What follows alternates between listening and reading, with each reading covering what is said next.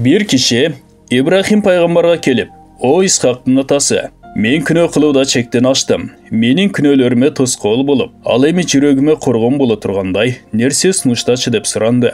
Ибрахим алейхиссалам: "Егер қаул қылсаң, мен саға 5 нәрсе сунуштайым. Күнөөң дагы зиян бербейт, рахатың дагы жоголбойт. О Исхақтың атасы, айтыңыз.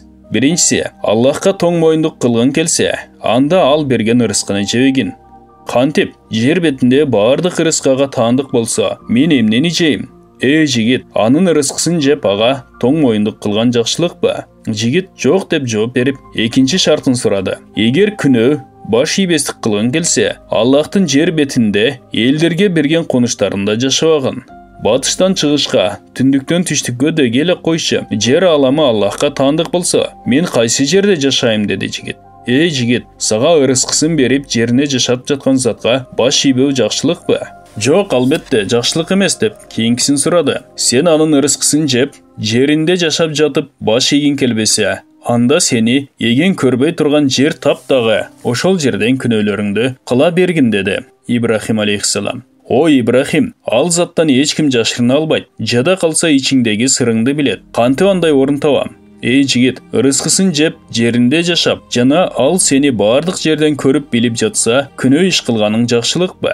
Жок, деп төртүнчүсүн сурады. Сага өлүм периштеси келген чакта, сен ага мени күтө тур, Аллахка тобо кылып жакшы амал аткарып алайын дегиниң. Ал менин суранычымды аткарбайт да. Сага өлүм келсе, аны токтото албасыңды билип туруп, кантип өлүмдөн кутулууну үмүт кыласың? Жигит жоопсуз калып, 5-чи шартын сурады. Кыямат күнү келип, тозак азаптоочулары сени отту көздөй сүйрөп бара жатканда, мен силер менен барбаймын деп баш тарткының десе, тиги жигиттин өңү өзгөрө түшүп, мындай деди: "Алар менин бул сөзүмө көнмөк турсун, угуп да коюшпайт. Эч бир жакшы амалың болбосо, эгеңе сыйынбасаң, анда кантип тозоктон кутулам деп жатасың?" О Ибрахим, токтотуңузчу, мага баарын түшүнүүгө жетиштүү болду. Мен Аллахка тобо кылып, кечирим тилеймин деп кылып жүргөн жаман иштерин таштап, бул дүйнөдөн өткүчө жакшы гана амалдарды кылып, Кудайдын өкүмдөрүн толук аткарып жүрүп, бул дүйнө менен кош айтышты.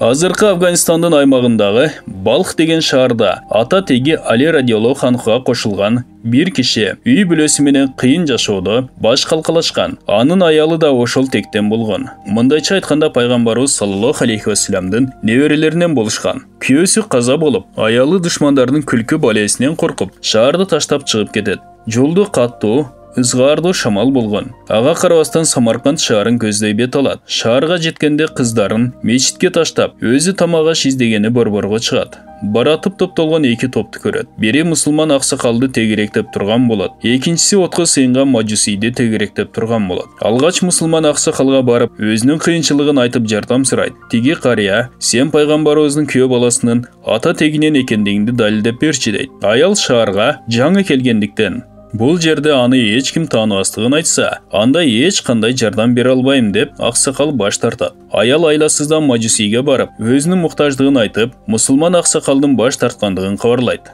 Баягы мажусий аялдын балдарын мечиттен алып келгени жиберет. Балдарын үйүнө киргизип, тамактандырып, жакшы кийим кийгизет. Ошол түнү баягы аксакал түшүндө пайгамбары саллаллаху алейхи вассалам үммөтү менен аны тегеректеп турган болот. Ошол маалда баалуу, кооз таштардан курулган хан сарайды көрөт да, "О Аллахтын элчиси, бул хан сарай кимге?" деп сураса, пайгамбары саллаллаху алейхи вассалам: "Бул сарай Аллахты жалгыз туткан мусулман кишиники" дейт.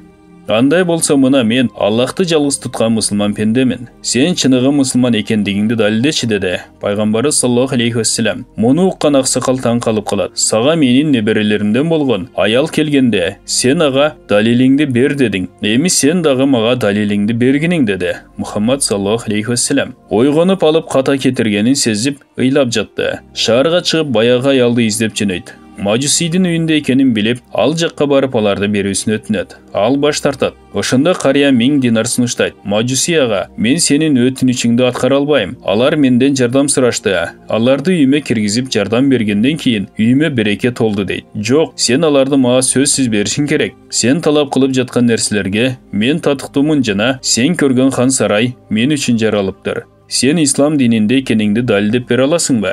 Мен үй білем менен ал аялдың алдында исламды қабыл алдық. Сен көрген түшті мен да көрдім. Пайғамбарымыз саллаллаху алейхи вассалам аны неберелері менен үйімде деп сұрады. Мен ооба деп жооп бердім. Андай болса, бұл бейіштегі хан сарай саға жана сенің үй біліңі, сілер бейіш иелерисиңер деді.